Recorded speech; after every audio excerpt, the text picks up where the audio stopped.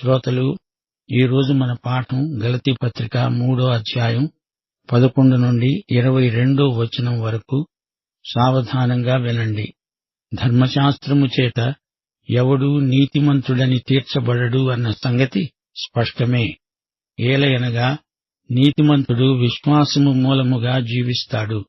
ధర్మశాస్త్రము విశ్వాస సంబంధమైనది కాదు, కాని దాని విధులను ఆచరించేవాడు వాటి వల్లనే జీవిస్తాడు.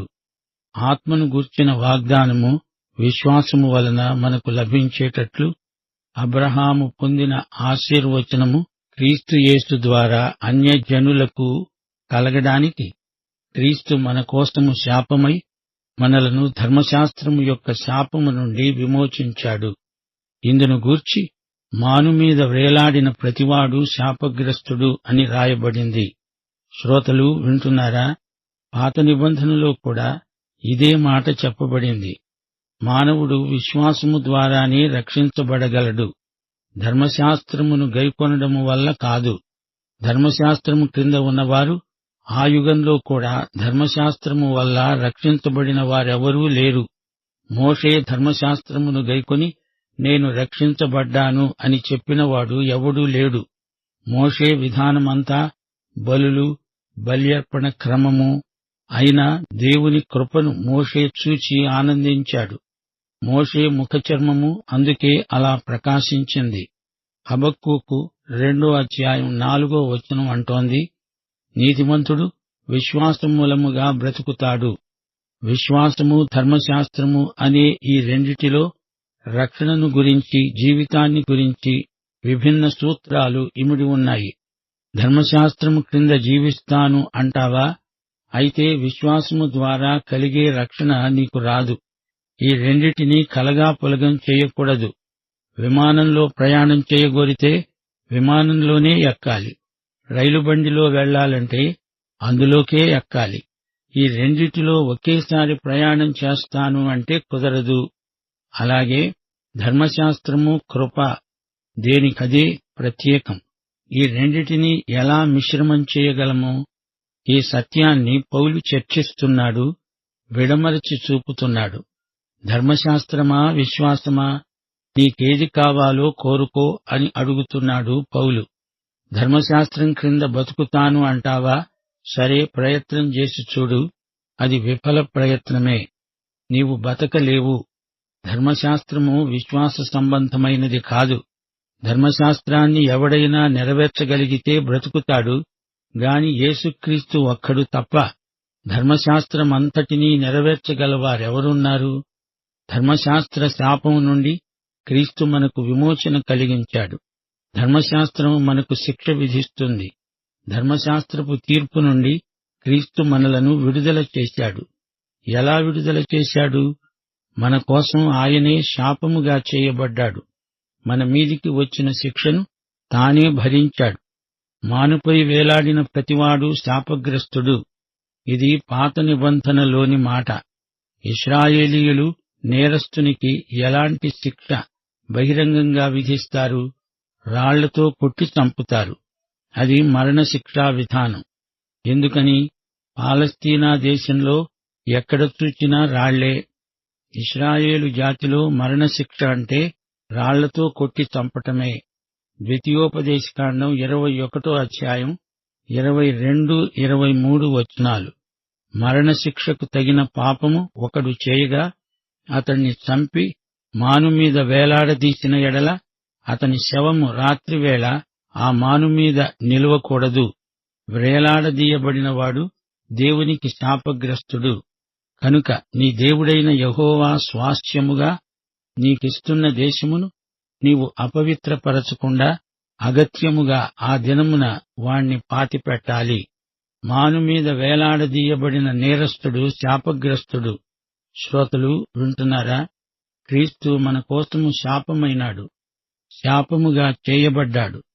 క్రీస్తు ఎప్పుడు అలా శాపమయ్యాడు? అవతారమప్పుడా? కాదు. లూకా 1వ అధ్యాయం 35వ వచనం, దూత తెచ్చిన వార్త, మరియా, నీకు పుట్టబోయే శిశువు పరిశుద్ధుడై దేవుని కుమారుడు అనబడతాడు. యేసు పుట్టినప్పుడు ఆయన శాపముగా చేయబడలేదు.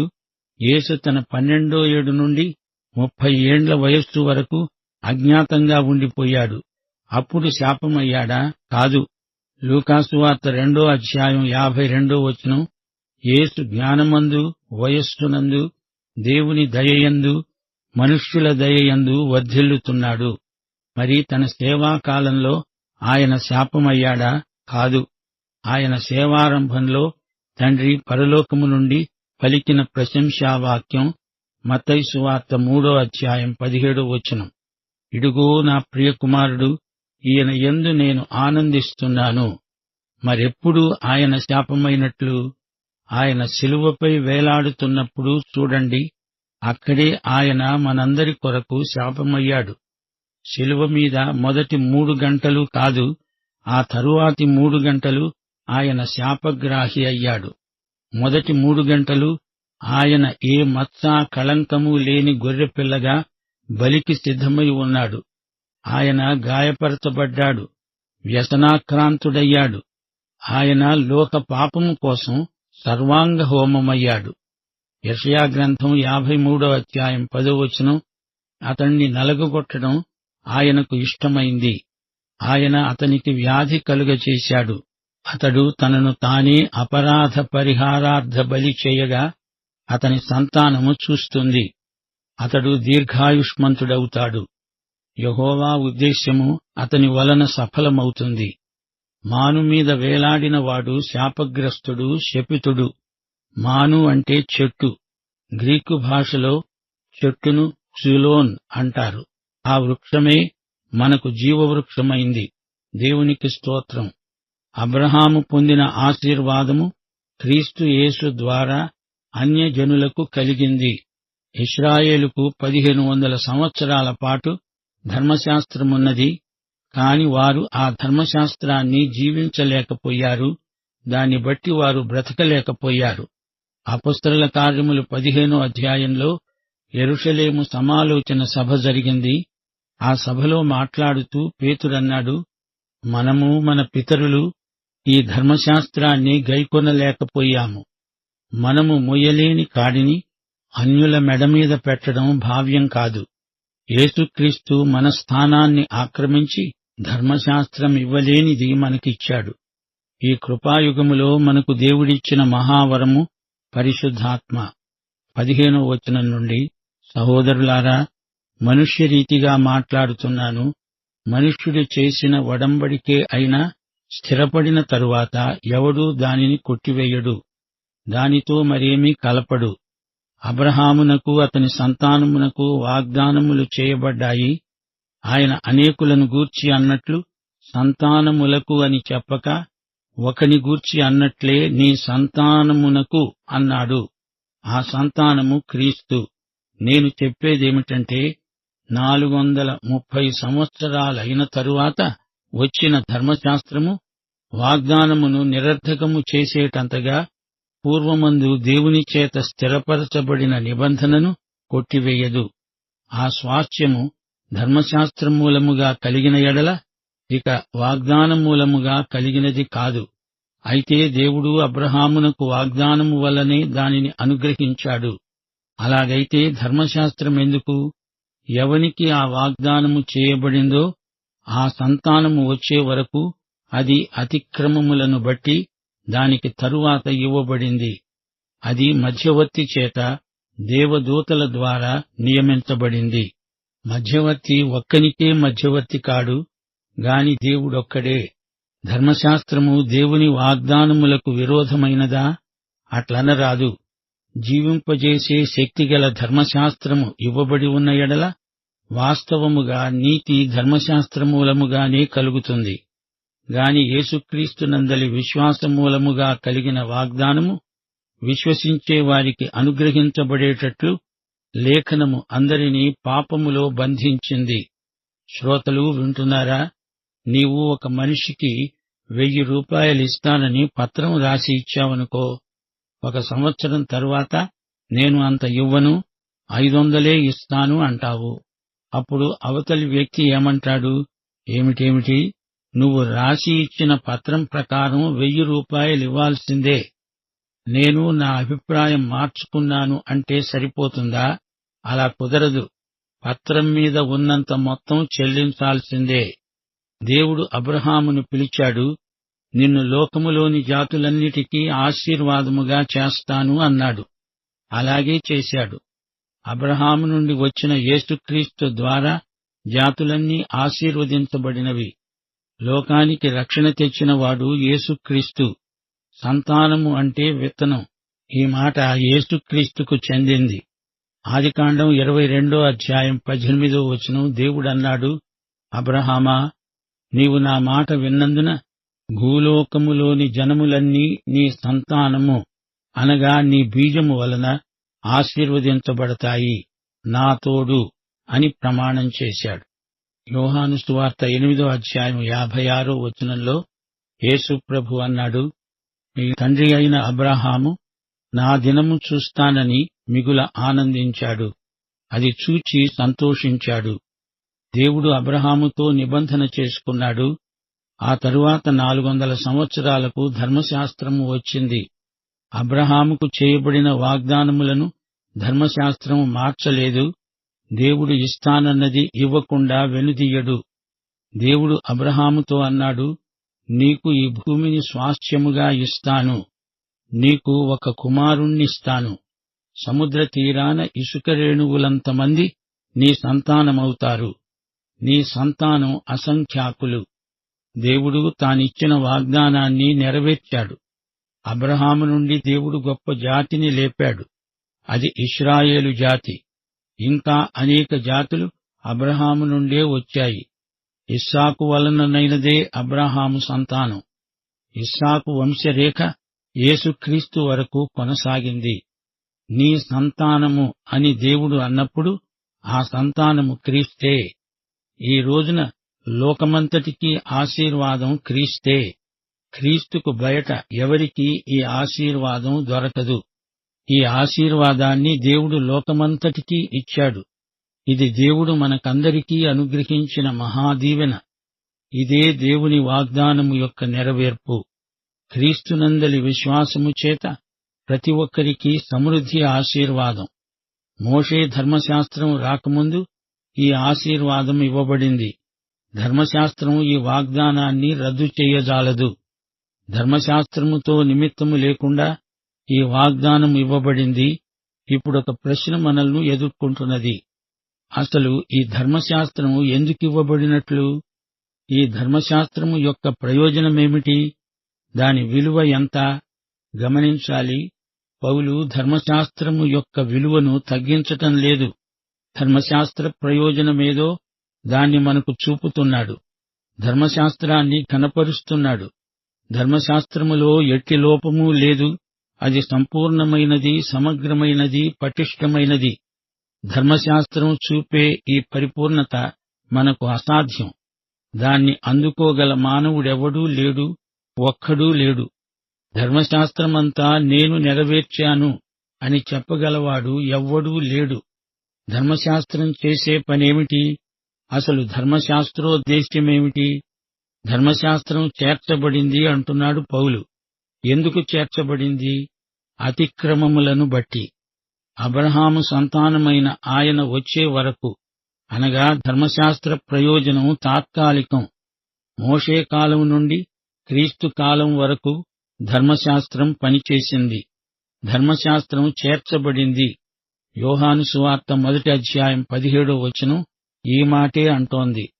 ధర్మశాస్త్రము మోషే ద్వారా అనుగ్రహించబడింది. కృపా సత్యము యేసుక్రీస్తు ద్వారా కలిగాయి. సంతానము బీజము అయిన క్రీస్తు వచ్చే వరకు ధర్మశాస్త్రం పనిచేసింది. ఆ సంతానము వచ్చే వరకు అది అతిక్రమములను బట్టి ఇవ్వబడింది. అతిక్రమములను బట్టి అంటే ఏమిటి అంటారా?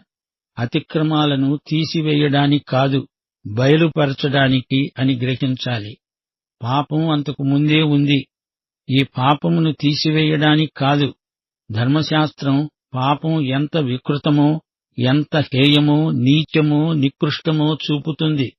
ధర్మశాస్త్రం పాపి దేవునికి ఎంత దూరస్థుడో చూపుతుంది. పాపంతో పాపి స్వభావం నిలువెల్లా నిండిపోయి ఉంది. పాపం పొడే దేవునికి గిట్టదు. ధర్మశాస్త్రపు వెలుగులో పాపి తనను తాను చూసుకుంటే తాను ఎంత దౌర్భాగ్యుడో తేటగా కనపడుతుంది. ధర్మశాస్త్రం మనిషిలో అపరాధ భావనను పుట్టిస్తుంది. ధర్మశాస్త్రం వచ్చి మనిషి పాపి అని రుజువు చేసిందా అంటే కాదు. మానవుడు పాపి అనడానికి మనిషి మనస్సాక్షి చాలు. చూడు, నేను చెప్పినట్లు చేస్తే, నా ప్రమాణాన్ని నీవు పాటిస్తే పరిశుద్ధుడివవుతావు అనడానికి ధర్మశాస్త్రం వచ్చిందా? కాదు. నీవుగాని నేనుగాని ఎవరైనా ఆ విధంగా పరిశుద్ధుడు కాడు, కాలేడు. ఎవ్వడూ తన స్వశక్తితో ధర్మశాస్త్రాన్ని ఆచరణలో పెట్టలేడు. ఇది నిజం. మానవుడు ఏదైనా పాపక్రియ చేస్తే అతడు పాపి అవుతాడు అనుకుంటున్నారా? పాపక్రియ చేసే వరకు అతడు పరిశుద్ధుడు అంటారా? అది తప్పు అభిప్రాయం. అది కేవలం అపసవ్యమైన ఆలోచన. పాపక్రియ చేయడానికి ముందే మనిషి స్వభావం చేత పాపి. మనిషి దొంగ కాబట్టి దొంగతనం చేస్తాడు. మానవుడు అబద్ధికుడు గనుక అబద్ధం చెప్తాడు. అబద్ధం చెప్పడం మానవ సభ్యత. బాగున్నావా అని ఎవరైనా అడిగితే బాగా లేకపోయినా బాగున్నాను అనడం నాగరిక సభ్యత. అబద్ధాలు ఆడడం అంటే ఇది అబద్ధాలాట. అలాగే ఎన్నో నాగరిక పాపాలు మానవ సమాజంలో వేర్లూని ఉన్నాయి. మనిషి పాపి కాబట్టి పాపం చేస్తున్నాడు గాని పాపం చెయ్యబట్టి పాపి కాడు. మనిషిలో పతన స్వభావమున్నది. మనం పాపులము గనుక మనకు రక్షకుడు కావాలి అంటుంది ధర్మశాస్త్రం. ధర్మశాస్త్రం వైద్యునిలాగా రోగ నిర్ధారణ చేస్తుంది గాని వ్యాధిని కుదర్చలేదు. ఈ రోగిని పరమవైద్యుడు, వైద్యులకు వైద్యుడైన యేసుక్రీస్తు వద్దకు పంపుతుంది ధర్మశాస్త్రం. యేసు దేవునికి నీకు మధ్యవర్తి. నిన్ను మధ్యవర్తి దగ్గరికి పంపుతుంది ధర్మశాస్త్రం. ఘోరమైన ఈ పాప వ్యాధికి, హృదయ వ్యాధికి పరమ శస్త్రచికిత్స చేసేవాడు, చేయగలవాడు యేసు మాత్రమే. ధర్మశాస్త్రం వాగ్దానాలకు విరుద్ధమా? కాదు. అట్లనరాదు. పాపులను రక్షించడానికి మరేదైనా మార్గముంటే దేవుడు తన కుమారుణ్ణి శిలువకు అప్పగించేవాడా? ఆలోచించండి. ధర్మశాస్త్రమే మనుషులను రక్షించగలిగితే యేసుక్రీస్తు శిలువ మీద చనిపోవడమెందుకు? ధర్మశాస్త్రం మరణాన్ని తెచ్చింది. యెహెజ్కేలు గ్రంథం 18వ అధ్యాయం 20వ వచనం, పాపం చేసేవాడే మరణం చెందుతాడు. లేఖనము అందరినీ పాపములో బంధించింది. అందుచేత అందరూ మృతి చెందారు. ఇప్పుడు అందరికీ కావలసిందేమిటి? జీవం. ధర్మశాస్త్రం మరణాన్ని తెచ్చింది. ధర్మశాస్త్రం చేసింది, చెయ్యగలిగింది ఇదే. పాపమనేది ఒక వాస్తవిక దుష్ట శక్తి. ఎంత పాపమని కాదు, పాపం ఎంతదైనా దాని ఫలితం మరణం. అందరూ మృతులే, అందరికీ జీవం కావాలి. ఫలితం ఒకటే అన్నప్పుడు పాపం ఎంతైనా అంతా పాపమే. ఎవరో గొప్ప పాపం చేశారు, నేను అంత పాపిని కానులే అంటావా? నీకు అంత పాపం చేయగలిగినంత వీలుంది, సాధ్యత ఉంది. ఇది నిజం. మానవులందరిలో పాపస్వభావం పూర్తిగా నిండి ఉంది. 10 అంతస్తుల కట్టడం ఉందనుకోండి, పై అంతస్తులో 10 మంది ఉన్నారు. జాగ్రత్త, అంచు దగ్గర ఆగిపోండి, అడుగు ముందుకు వేశారో కిందపడి చస్తారు అని ఇంటాయన హెచ్చరిక చేశాడు. అలా చెప్పినా వెనక అడుగు ముందేసి 2 కిందపడి చచ్చారు. మరిద్దరు మెట్లు దిగుతూ కాలు జారిపడి చచ్చారు. తొక్కిసలాటలో మరిద్దరు చచ్చారు. ఎవరో వచ్చి విరోధం మూలంగా కావాలని తోస్తే కిందపడి చచ్చారు. ఇలా అనేక విధాలుగా అందరూ చచ్చారు. ఫలితం ఒకటే, మరణం. ఎందుకని చచ్చారు? వారిలో ప్రతి ఒక్కరూ గురుత్వాకర్షణ నియమాన్ని ఉల్లంఘించారు. అందుచేత అందరికీ మరణం సంప్రాప్తమైంది. సరే, గురుత్వాకర్షణ నియమం ఉంది, అది వీరికి జీవమివ్వగలదా? దానికి ఆ హక్కు లేదు, శక్తి లేదు. అలాగే మోషే ధర్మశాస్త్రం కూడా దానిని ఉల్లంఘించిన వారిని చంపగలదుగాని జీవమివ్వజాలదు. పాపం చేసేవాడు ధర్మశాస్త్రాన్ని అతిక్రమించాడు గనుక చావవలసిందే, తప్పదు. ఏదెను తోటలో ఆదాము హవ్వలకు దేవుడిచ్చిన ఆజ్ఞ ఏమిటి? ఆదికాండం 2:17 మంచి చెడ్డల తెలివినిచ్చే వృక్ష ఫలములను తినకూడదు. నీవు వాటిని తినే దినమున నిశ్చయముగా చస్తావు. నిర్గమకాండం 34:7 అంటోంది, దేవుడు ఏమాత్రము దోషులను నిర్దోషులనుగా ఎంచడు. 2 కొరింథీ 3:7 పౌలన్నాడు, ధర్మశాస్త్రము చేసింది మరణకారణమైన పరిచర్య, అక్షరమునకు సంబంధించింది. ధర్మశాస్త్రం చంపుతుంది, ధర్మశాస్త్రం జీవమివ్వగలదా? ఇవ్వజాలదు. ఇంటి కప్పు మీద నుంచి దూకి చనిపోయిన వ్యక్తికి అతడు పడిన పాటు జీవమివ్వగలదా? ఇవ్వనేరదు. ధర్మశాస్త్ర ప్రయోజనం జీవమివ్వడము కాదు. దేవుని ఎదుట మనము అపరాధులమని, పాపులమని ధర్మశాస్త్రం చూపుతుంది. తీర్పు తీరుస్తుంది, చంపుతుంది. లేఖనము ఈ విధంగా అందరినీ పాపము క్రింద బంధించింది. క్రీస్తునందలి విశ్వాసం మూలంగా వాగ్దానం కలిగింది. ఆ వాగ్దానం విశ్వాసులకు కలగాలి. లేఖనము ఈ విధంగా మనల్ని క్రీస్తు దగ్గరికి నడిపించింది. ప్రియశ్రోతలు, వింటున్నారా? వ్యక్తిగతంగా గలతీ సంఘస్థులు ఎలా రక్షణ పొందాలో పౌలు వారికి జ్ఞాపకం చేశాడు. ఈ సందర్భంలో అబ్రహాము యొక్క చారిత్రక దృష్టాంతాన్ని తెచ్చాడు పౌలు. అబ్రహాము విశ్వాసమే అతని నీతి. మోషే ధర్మశాస్త్రానికి వెనక ముందు కూడా ఇదే విశ్వాస నియమం పనిచేస్తోందని పౌలు సోదాహరణంగా రుజువు చేశాడు. ధర్మశాస్త్రానికి అతీతమైన విశ్వాసమిది. దీనికి ధర్మశాస్త్రం ఆధారం కాదు. గలతీ పత్రికలో విశేషించి ఈ 3వ అధ్యాయంలో పౌలు పాత నిబంధన దృష్టాంతాలను ఎక్కువగా ఎందుకు ప్రయోగించినట్లు? యూదా మత ధర్మశాస్త్రవాదులను ఒప్పించటానికే పౌలు ఇంతగా పాత నిబంధన దృష్టాంతాలను వాడవలసి వచ్చింది. యూద మతవాదులు మాటమాటకు పాత నిబంధనలో నుంచి తర్కవాదాలను లేవదీస్తున్నారు. వారితో వాదించడానికి పౌలు పాత నిబంధన చరిత్రలో నుంచి ఎత్తి చూపి వారి వాదానికి ప్రతివాదాన్ని ప్రతిపాదిస్తున్నాడు. ధర్మశాస్త్రమని పౌలు ఈ పత్రికలో పేర్కొన్నప్పుడు అబద్ధ బోధకుల వాదాన్ని పూర్వపక్షం చేయడానికే ఆ దృష్టాంతాన్ని తెస్తున్నాడు. రోమాపత్రిక 4:14 రక్షణకు ధర్మశాస్త్రం అవసరమని వారు వాదిస్తున్నారు. పౌలన్నాడు, ధర్మశాస్త్ర సంబంధులు వారసులైన ఎడల విశ్వాసము వ్యర్థమవుతుంది, వాగ్దానము నిరర్థకమవుతుంది. ధర్మశాస్త్రపు విలువను ప్రభువు కూడా తగ్గించి మాట్లాడలేదే. ధర్మశాస్త్రం మంచిదే, దాన్నిచ్చింది కూడా దేవుడే. ధర్మశాస్త్రంలో శాశ్వత విలువలు లేకపోలేదు.